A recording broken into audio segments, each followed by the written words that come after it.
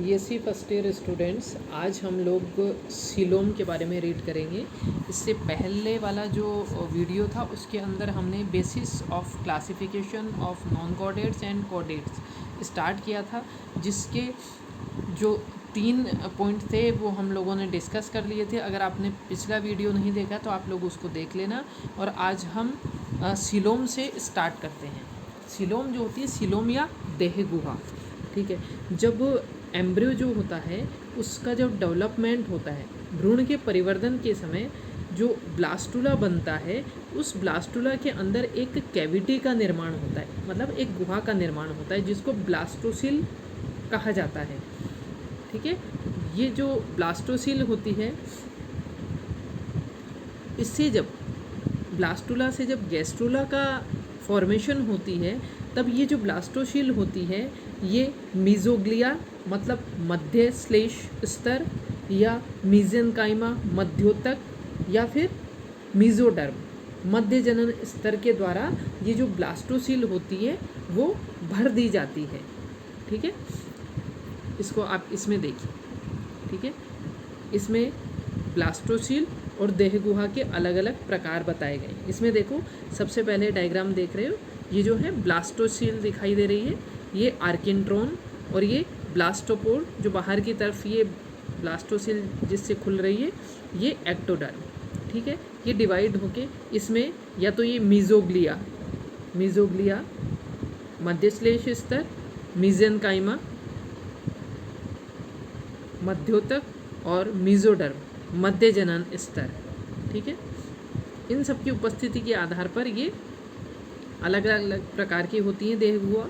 सबसे पहले रेडिएटा जो होते हैं, रेडिएटा जो कि डिप्लोब्लास्टिक होते हैं, मतलब इसमें 2 जनन स्तर पाए जाते हैं, एक्टोडर्म एंडोडर्म। लेकिन जो हमने पिछले उसमें बात की थी, जो यूमेटोजोन्स होते हैं वो ट्रिप्लोब्लास्टिक होते हैं, और उनमें 3 जनन स्तर पाए जाते हैं, एक्टोडर्म, एंडोडर्म और मीजोडर्म, ठीक है। तो जो रेडिएटा होते हैं उनमें सिर्फ 2 जनन स्तर होते हैं, और उनमें ये जो बीच की जगह होती है, बीच की जो जगह है वो मीजोग्लिया या मध्य श्लेष स्तर से भर दी जाती है, ठीक है। कुछ जंतु ऐसे होते हैं जिनमें ये जो ब्लास्टोसिल होती है, ये ब्लास्टोसिल पूरी तरह से भर दी जाती है, ठीक है, पूरी तरह से भरी हुई होती है। ये एक्टोडर्म, ये एंडोडर्म, ये गट है, गट आर्किन्ट्रोन, और ये मीजेनकाइमा के द्वारा पूरी भरी हुई होती है। ये अदेह गुहीय या एसिलोमेट इनको कहते हैं, और इस एसिलोमेट का एग्जाम्पल है चपटे क्रमी फ्लैट वर्म होते हैं, प्लेटीहेल्मिन्थीज में आते हैं। तो प्लेटीहेल्मिन्थीज के अंदर ये एसिलोम पाई जाती है, ठीक है, और इन प्राणियों को एसिलोमेट कहा जाता है, ठीक है। तो इनमें जो मीजेनकाइमा के द्वारा, इस एसिलोमेट में मीजेनकाइमा के द्वारा ये पूरी जो ब्लास्टोसिल की स्पेस होती है वो पूरी भर दी जाती है, ठीक है। अब यदि ये जो ब्लास्टोसिल है उसका अधिकांश भाग डेवलपमेंट के बाद बरकरार रहे, उसी तरह रहे, और कहीं कहीं उसमें मीजोडर्म के ये पैचेस देख रहे हो आप, ये सेकंड में मीजोडर्म के कहीं कहीं पे पैचेस पाए जाते हैं, ठीक है। तो ऐसी जो गुहा होती है, मतलब इसमें एक स्पेस भी है, खाली स्पेस भी है, और मीजोडर्म के कहीं कहीं पर पैचेस पाए जाते हैं। तो इस तरह की जो गुहा होती है उसको धारण करने वाले जो एनिमल्स होते हैं वो कूट गुहिक या स्यूडोसिलोमेट कहलाते हैं, ठीक है। इसके अंदर जो एस्केरिस होते हैं उसके अंदर ये स्यूडोसिलोमेट पाई जाती है, ठीक है। एस्केरिस के अंदर स्यूडोसिलोमेट नामक ये गुहा पाई जाती है। और इसके अतिरिक्त जो अन्य जंतु हैं उनमें ब्लास्टोसिल का जो अधिकांश भाग होता है, ब्लास्टोसिल का जो अधिकांश भाग होता है वो इसी तरह रहता है।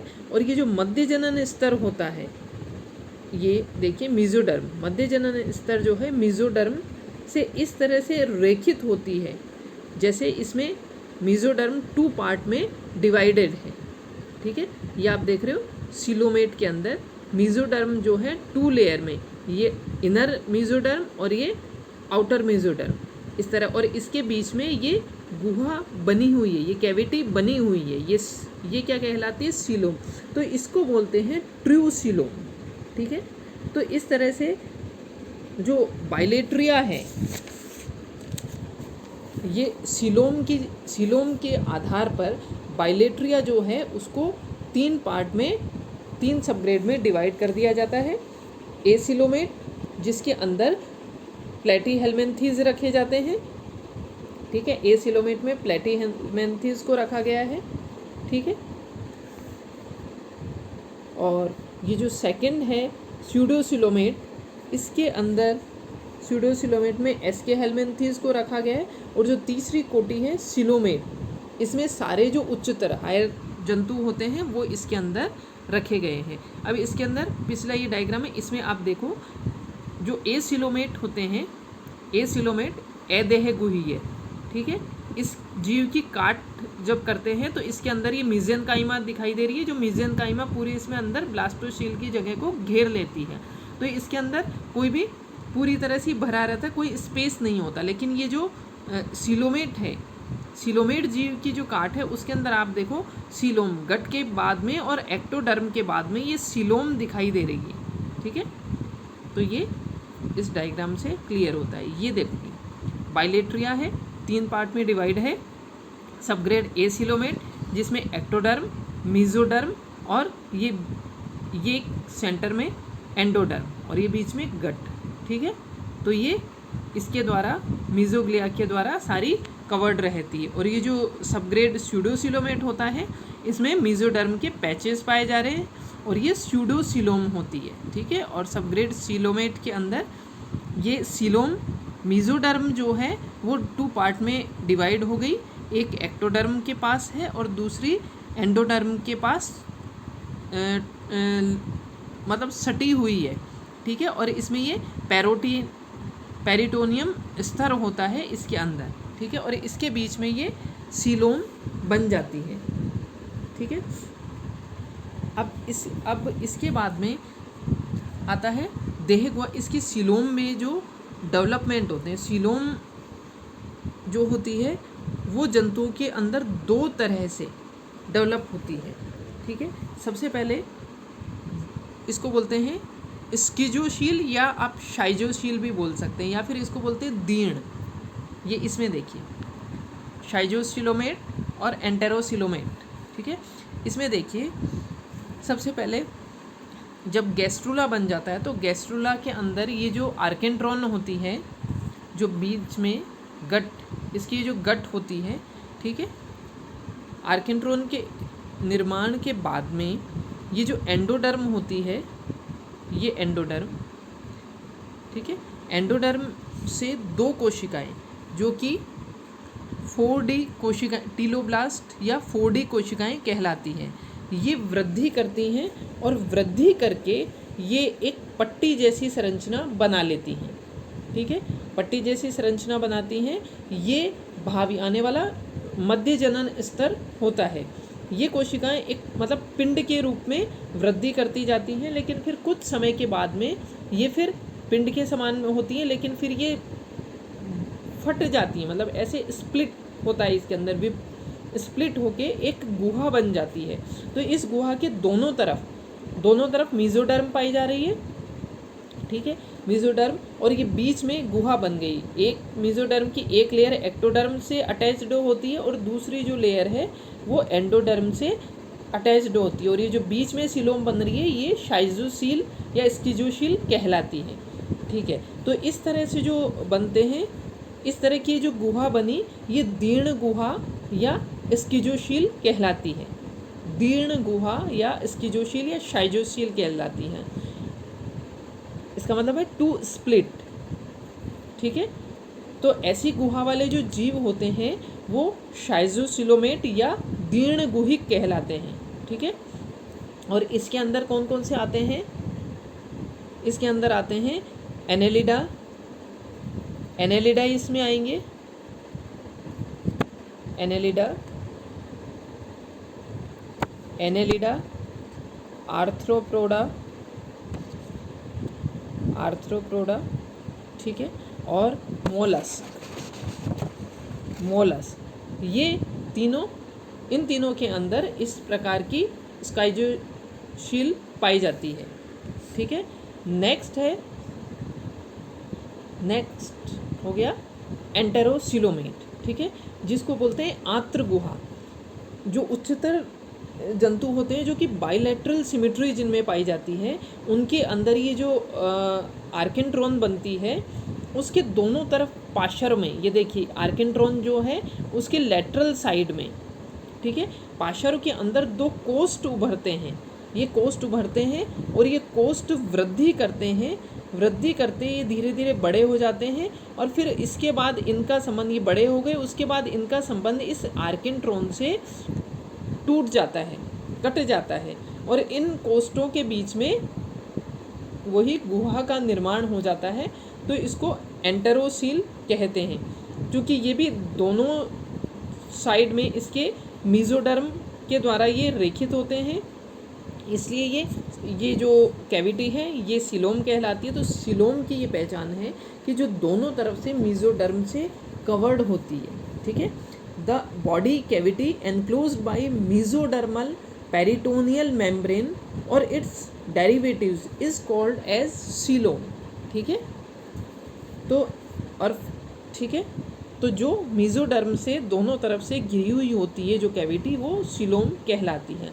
तो इस प्रकार ये होती है एंटेरोसील, और जिन जंतुओं में ये इस तरह की कैविटी पाई जाती है उनको बोला जाता है एंटेरोसिलोमेट।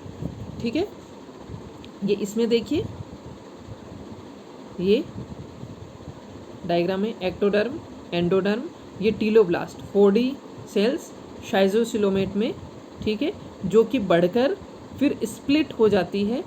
ठीक है, और ये शाइजोसील का निर्माण करती है। ये टीलोब्लास्टिक बैंड्स ही हैं, बढ़ के फिर ये स्प्लिट हो जाएंगे और शाइजोसील बनाएंगे। जबकि एंटेरोसिलोमेट जो है उसके अंदर जो आर्केंट्रॉन है उसके लेटरल साइड से दो बैंड निकलेंगे और फिर ये बड़े हो जाएंगे, और जब बड़े हो जाएंगे उसके बाद इसका इस आर्केंट्रॉन से कनेक्शन कट जाएगा और फिर ये एक स्प्लिट होके कैविटी बना लेंगे जिसको एंटेरोसील बोलते हैं, और ऐसे प्राणी एंटेरोसिलोमेट कहलाते हैं। तो अब आप लोगों के क्लियर है। ये देखिए शाइजोसील का एक और डायग्राम। ठीक है, एक्टोडर्म, ब्लास्टोसील, ठीक है, फ्लूइड फिल है इसमें, ये एंडोडर्म, या आर्केंट्रॉन का निर्माण हो रहा है। ठीक है, आर्केंट्रॉन का, एम्ब्रियोनिक गट का, और ये अर्ली मीजोडर्मल सेल्स यहाँ इकट्ठी हो रही है, ब्लास्टोपोर इसमें शो हो रहा है। ठीक है, अब इसके बाद ये जो स्प्लिट होता है इन सेल्स के बीच में, और स्प्लिट होकर ये यहाँ पे सिलोम का निर्माण हो जाता है, और ये डेवलपिंग सिलोम है जिसको शाइजोसील कहते हैं। ठीक है, तो एक तरह से ये सिलोम का जो फॉर्मेशन होता है उसमें मीजोडर्म की जो लेयर होती है उसमें स्प्लिटिंग होती है और ये 2 लेयर में डिवाइड हो जाती है। आउटर मीजोडर्म लेयर जिसको पैराइटल लेयर बोलते हैं, ये जो बाहर वाली होती है उसको पैराइटल लेयर बोलते हैं। ठीक है, जो कि एक्टोडर्म से अटैच्ड रहती है, और जो कि इनर मीजोडर्म होती है जो कि एंडोडर्म से अटैच्ड रहती है उसको विसरल लेयर कहते हैं। ठीक है, नेक्स्ट ये देखिए एंटेरोसील, इसमें ये जो आर्केंट्रॉन है उसके लेटरल साइड में अर्ली मीजोडर्मल सेल्स के पैचेस बन रहे हैं। ठीक है, और ये बढ़कर ये पैचेस फिर इससे आर्केंट्रॉन से इसका संबंध हट गया, कनेक्शन जो था वो कट हो गया, सेपरेशन हो गया इस पाउच का, और फिर ये पाउच वृद्धि करके वापस यहाँ पे स्प्लिट करके इनमें एक सिलोम डेवलप हो गई जो कि एंटेरोसील कहलाती है। ठीक है, इसमें मीजोडर्म जो होती है लेटरल पाउच से, आर्केंट्रॉन की लेटरल पाउच से डेवलप होती है। ठीक है, तो इस तरह ये आपका जो टॉपिक है सिलोम का, आई थिंक आपको क्लियर हो गया होगा डायग्राम के द्वारा। ठीक है, आप लोग देख लीजिए। ठीक है, डायग्राम में तो इस तरह से शाइजोसील और एंटेरोसील आई थिंक आपका क्लियर हो गया होगा कि इसके अंदर पैच जो एंटेरोसील है इसमें आर्केंट्रोन से ही पैचेस डेवलप हुए थे लेटरल साइड में, जबकि ये जो शाइजोसील थी उसके अंदर 4D कोशिकाएं, टीलोब्लास्ट कोशिकाएं, जिनसे सीलोम डेवलप हुई हैं। तो इसी के साथ ये आपका टॉपिक कंप्लीट होता है। नेक्स्ट अगले